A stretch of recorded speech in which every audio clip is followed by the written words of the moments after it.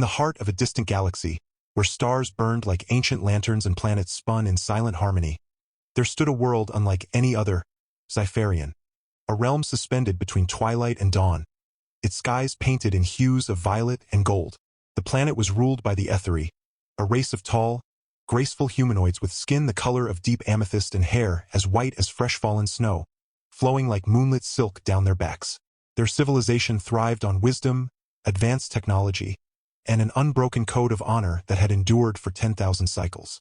At the center of it all rose the celestial spire, a towering palace carved from living crystal that pulsed gently with energy, humming with the heartbeat of the planet itself.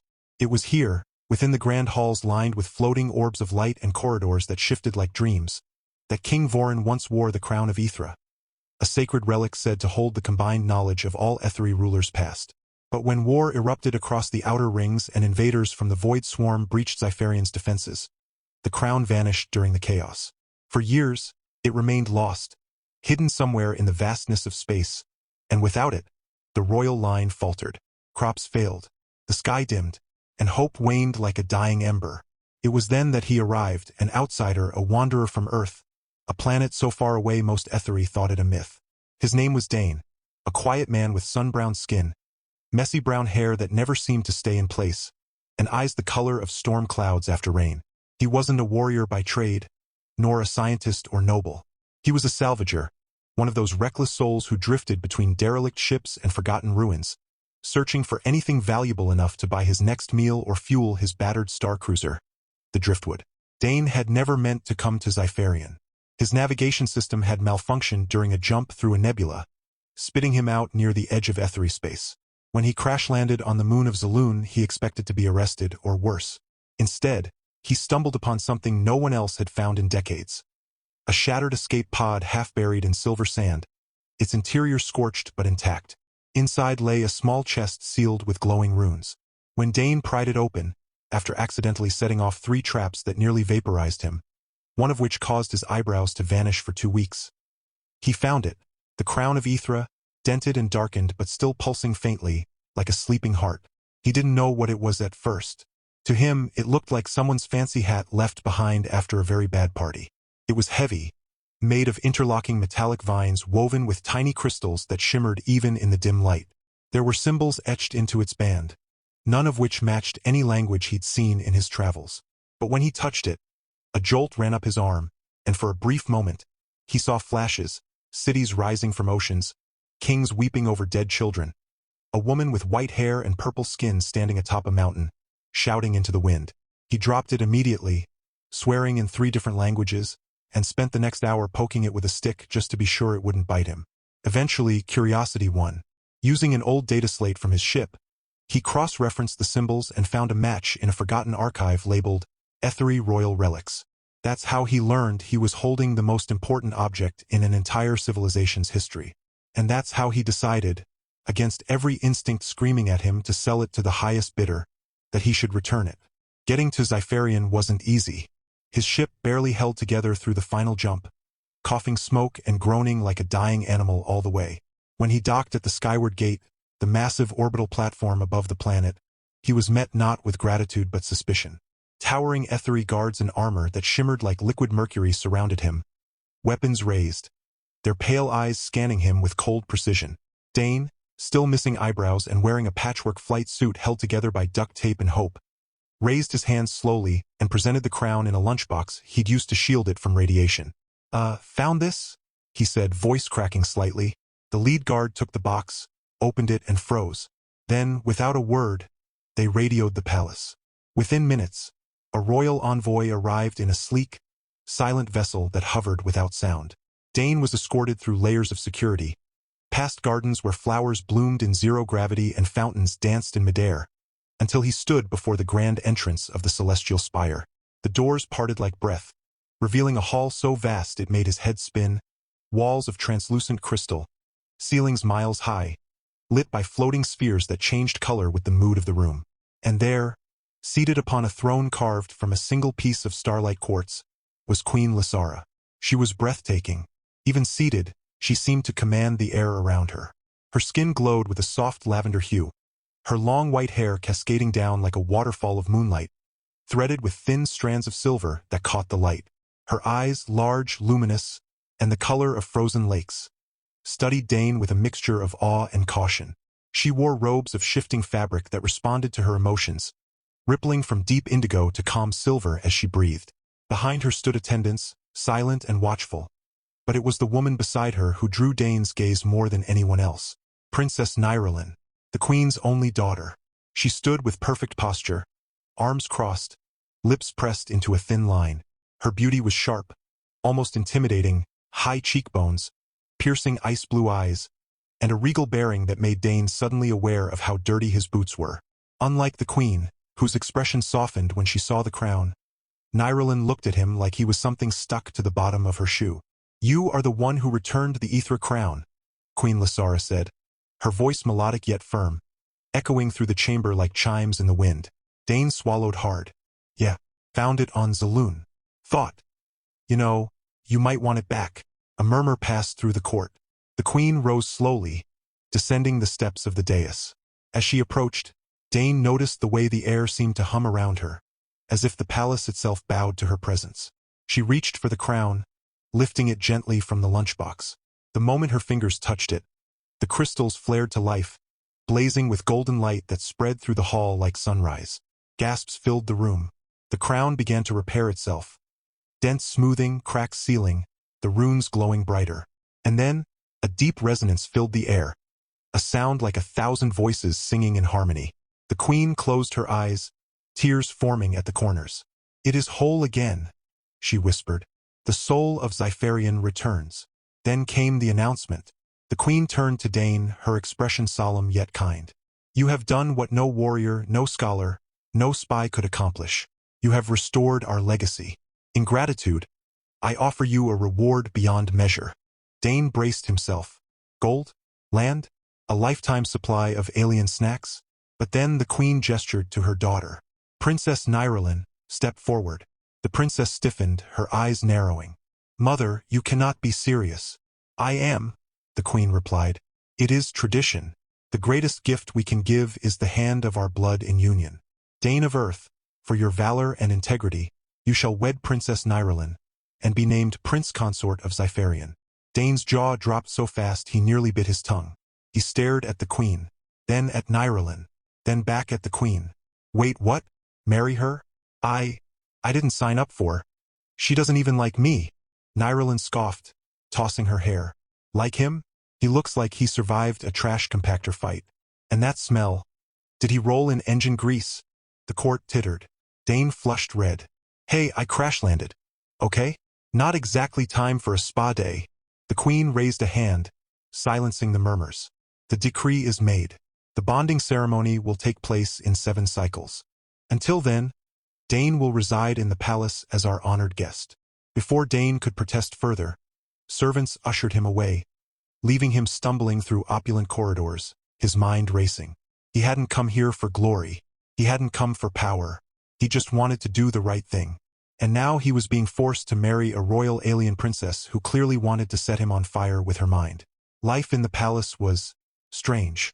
Dane was given a suite larger than his entire childhood home, complete with self-cleaning floors, a bed that adjusted to his body temperature, and a bathroom that sang to him while he showered, which unnerved him so much he stopped using it. He was assigned a personal aide named Zepharian, a cheerful, bald Etheri male with a fondness for Earth comedy shows he'd downloaded illegally.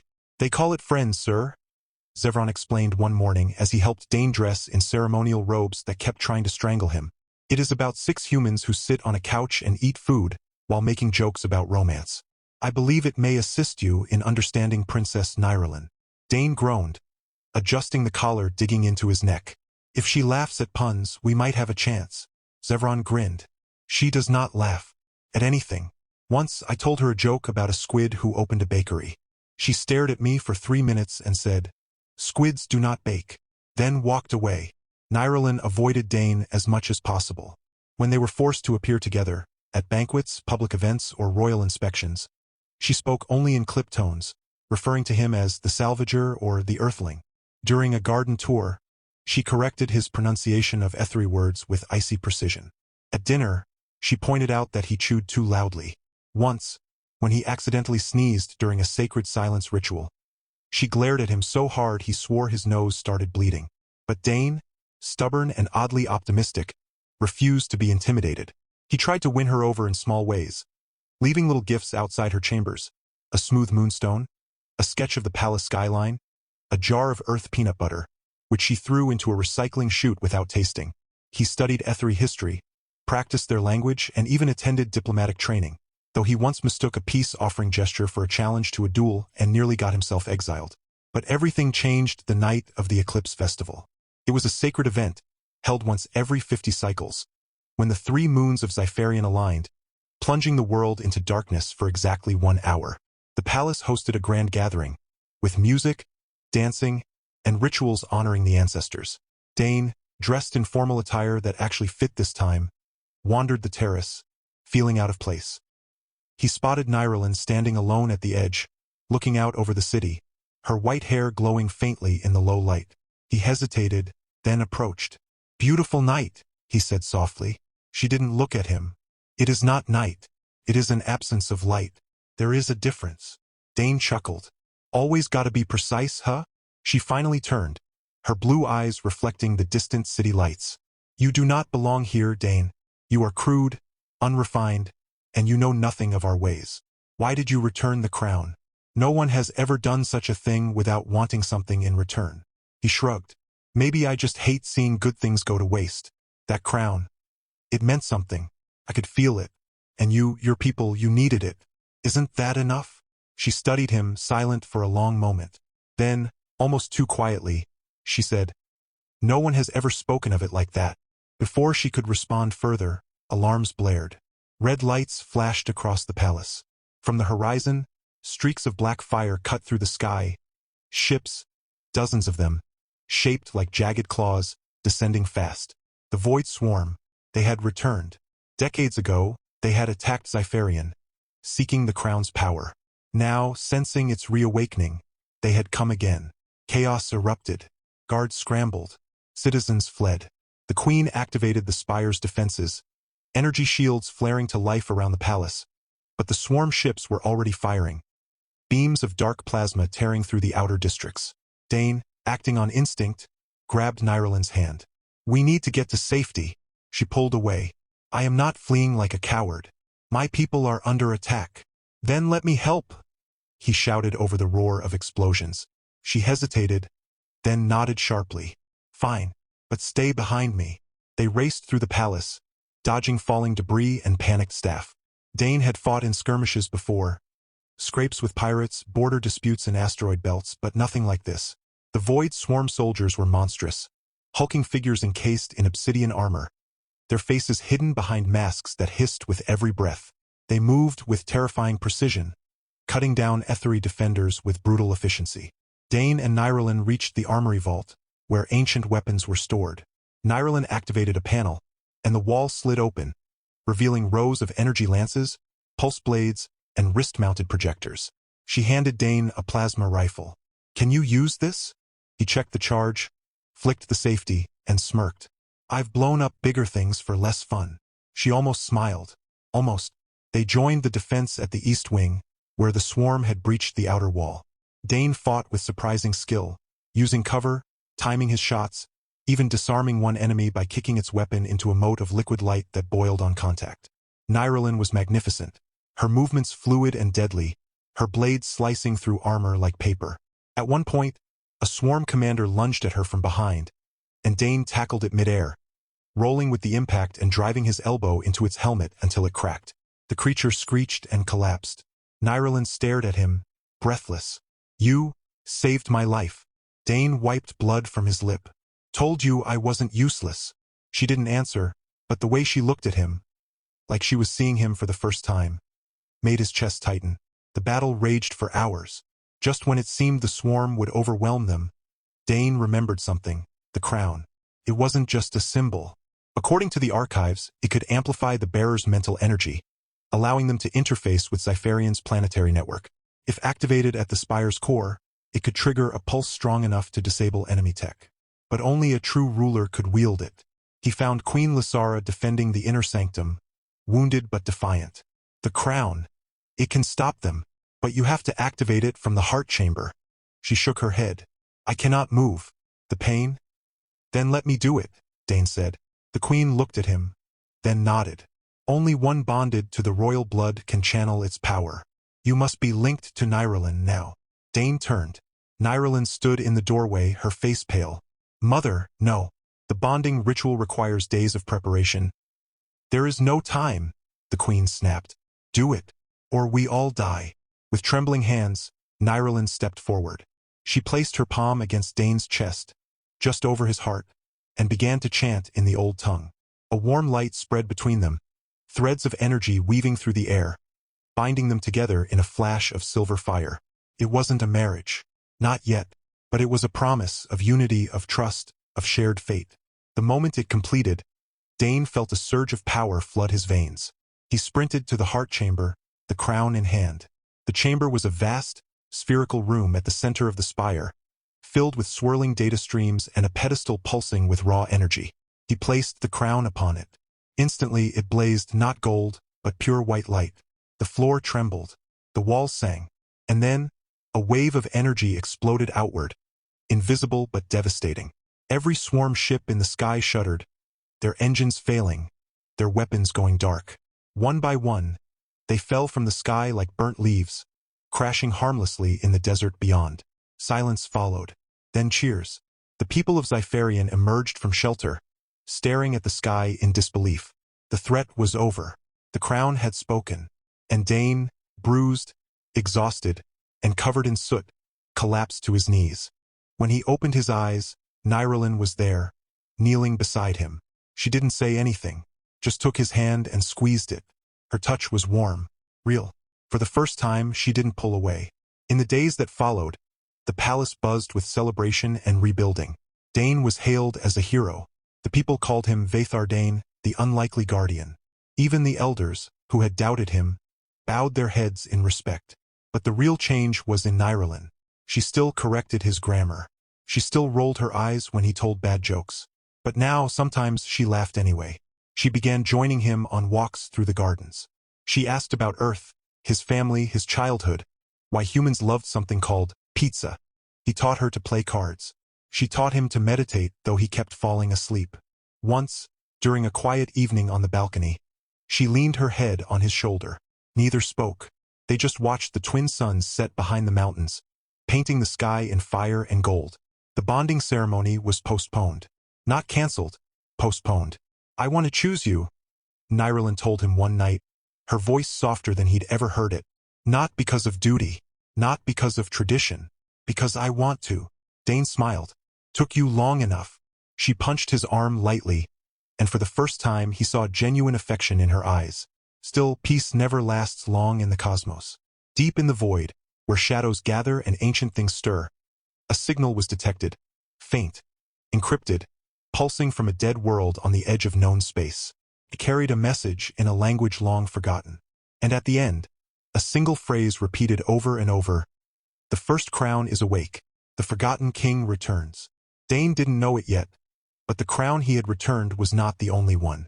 And the real story, the one of betrayal, lost empires, and a secret buried in the DNA of the Ethery royal line, was only beginning to unfold. For now, though, he stood beside Nyrelin on the palace steps, watching fireworks burst in the sky like stars being born. She slipped her hand into his. He didn't let go. The days that followed the eclipse festival unfolded like a dream Dane never wanted to wake from. The palace, once cold and imposing, now felt alive with warmth. Laughter echoed in the crystal halls, music drifted through the gardens, and even the floating orbs of light seemed to glow brighter whenever he passed. He still wasn't used to being called Prince Consort Designate. The title made him snort every time Zepharian said it with exaggerated reverence. But slowly, the weight of it began to feel less like a burden and more like a promise. Nyrelin changed too, though subtly, like the first light of dawn creeping over a mountain ridge. She no longer corrected his every word with icy precision. Instead, she'd tilt her head, eyes narrowing just slightly, as if trying to understand not just what he said, but why he said it. One morning, while walking through the Sky Archive, a vast chamber where knowledge was stored in swirling spheres of light, she surprised him by asking about Earth's oceans. "You said they move?" she murmured. watching a hologram of waves crashing against cliffs. Like breathing. Dane nodded. Yeah, endless. Wild. Kind of like you. She turned to him, one eyebrow arched. Are you comparing me to a storm? Only the beautiful part. He grinned. She rolled her eyes, but he caught the faintest curve at the corner of her lips.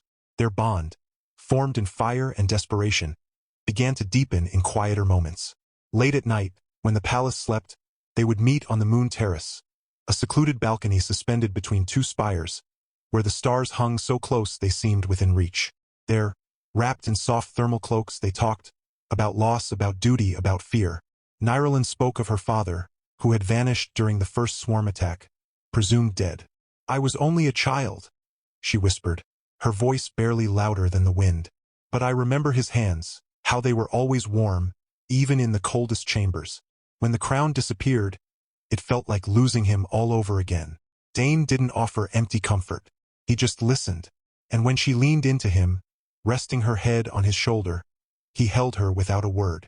One afternoon, during a royal reception for visiting dignitaries from the Azure Rings, disaster struck, in the form of dessert.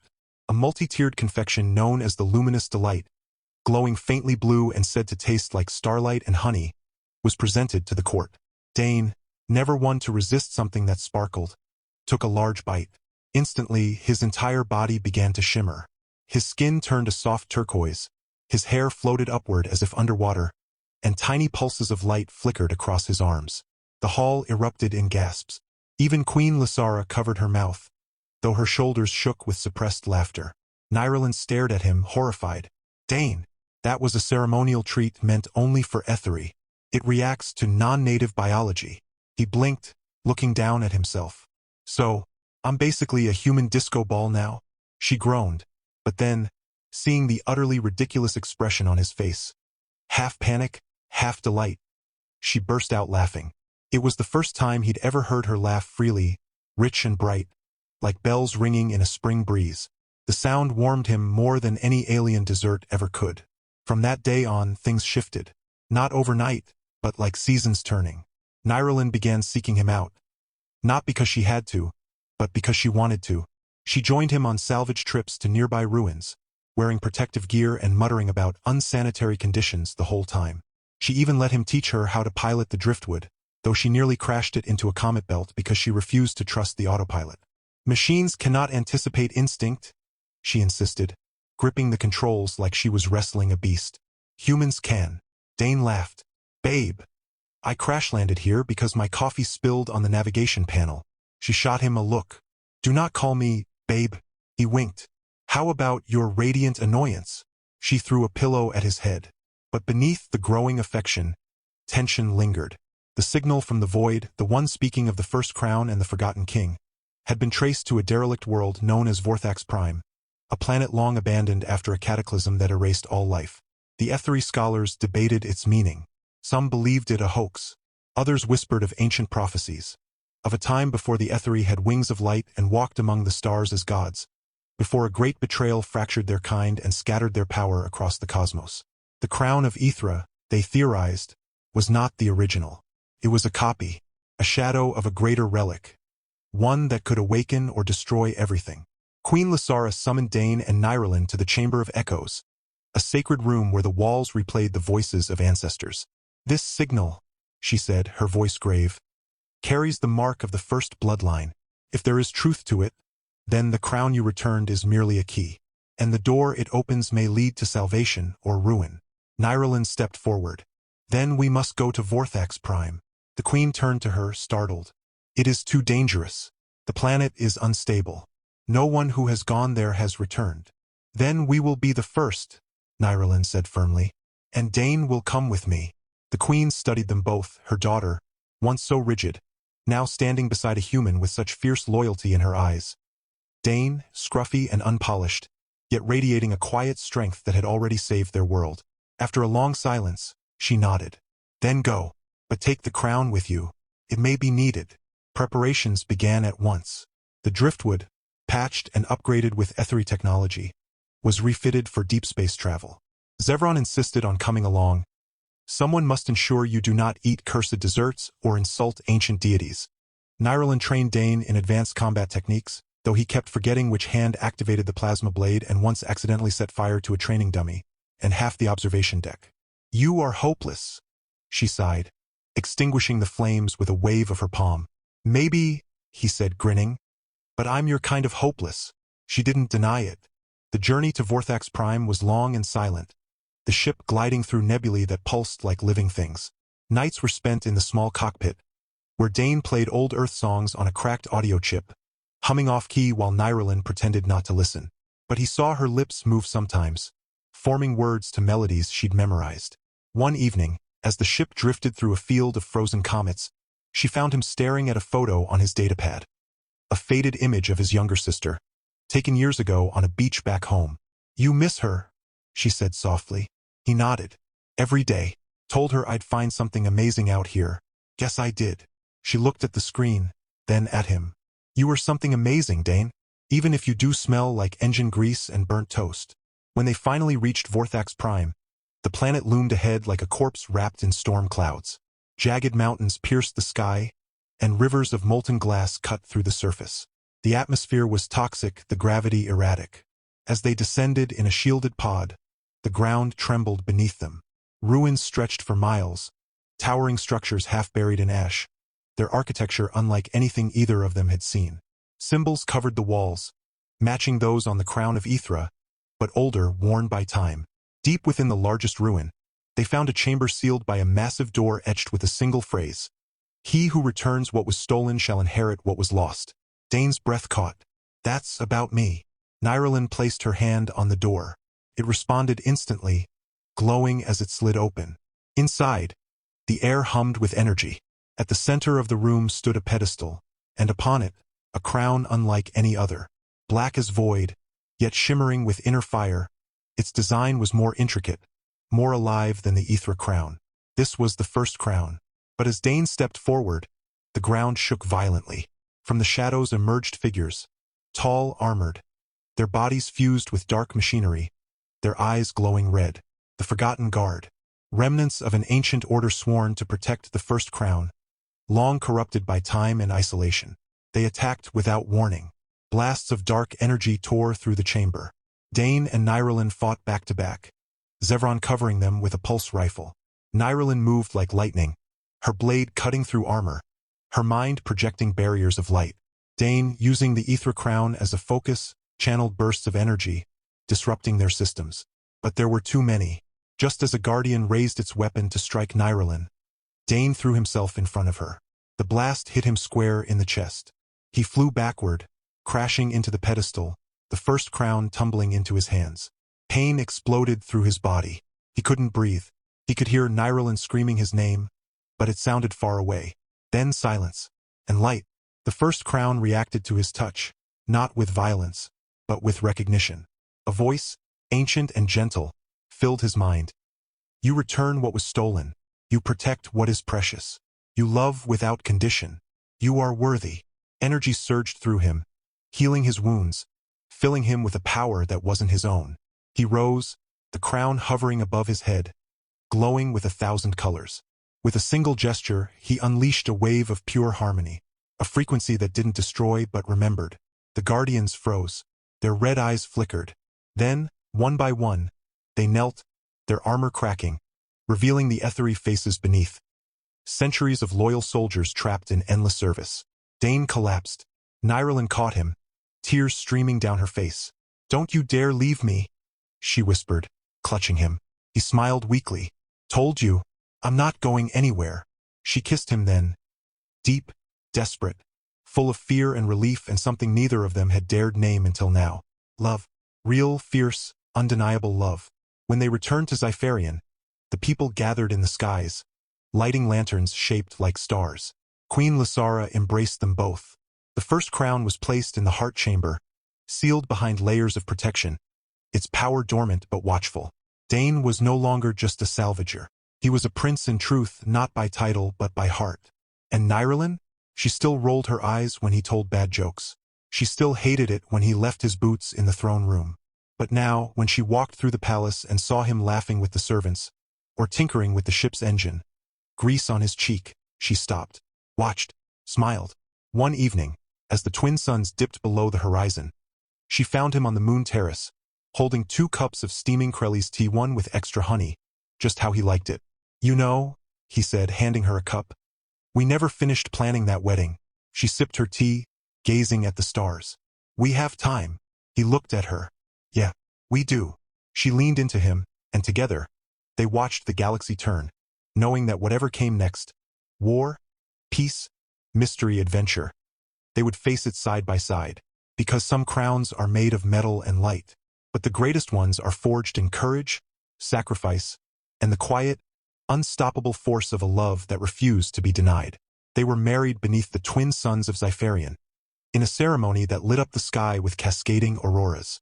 The entire planet watched as Dane, in a tailored suit woven with earth silk and ethery star thread, took Nyralin's hand before the celestial spire.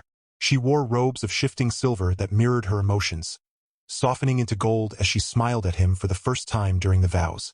Queen Lysara wept quietly, pride glowing in her eyes. Even the ancient crown pulsed gently on its pedestal, as if approving. Their union wasn't just a wedding, it was a merging of worlds. Earth songs played alongside ethery hymns. Zepharian danced wildly, shouting, "Love conquers all," while Dane's old crew from the driftwood toasted with glowing alien wine.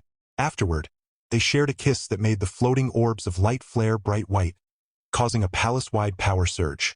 Life settled into joyful chaos. Within 2 years, their first child arrived, a daughter with Dane's storm-gray eyes and Nyralin's radiant white hair. They named her Serial, meaning light of 2 worlds. She could levitate toys by age 3 and disarmed a security drone with a sneeze. Not long after, twins came. Boys this time, loud and fearless, one born with faint purple freckles like his mother, the other with Dane's messy hair and love for peanut butter, which he once tried to feed to a palace guard, who nearly had a meltdown. Nyralin, once so composed, now chased toddlers through crystal halls, scolding in both ethery and broken English. Dane built them a treehouse in the zero-gravity garden, complete with slide chutes and holographic pirates. More children followed, 5 in total, each more extraordinary than the last. One could speak to machines. Another grew flowers wherever she walked. Their home buzzed with laughter, tantrums, bedtime stories about Earth dinosaurs and ethery sky whales. Dane taught them how to fix engines. Nyralin trained them in mind focus and royal etiquette, though none sat still for longer than 30 seconds. Holidays were wild. Earth Christmas met ethery eclipse feast, resulting in tinsel-covered energy orbs and reindeer-shaped hover drones. Zepharian became Uncle Zev, the beloved babysitter who told scandalous tales of Dane's early days. He once mistook the throne for a toilet. As the years passed, their love only deepened. Quiet evenings returned. Tea on the terrace, fingers entwined, watching their children play among the stars. Nyralin still corrected Dane's grammar. He still called her babe. She never stopped pretending to hate it. They ruled not with fear, but with warmth. The people adored them, the human who returned a crown, and the princess who learned to love beyond duty. And when travelers spoke of Zepharian, they didn't just mention its beauty or power. They spoke of the royal family, the prince with the messy hair and kind heart, the queen with ice-blue eyes and fire in her soul, and their many, many children, laughing under skies painted violet and gold. For in the end, the greatest legacy wasn't a crown, a title, or even peace across the stars.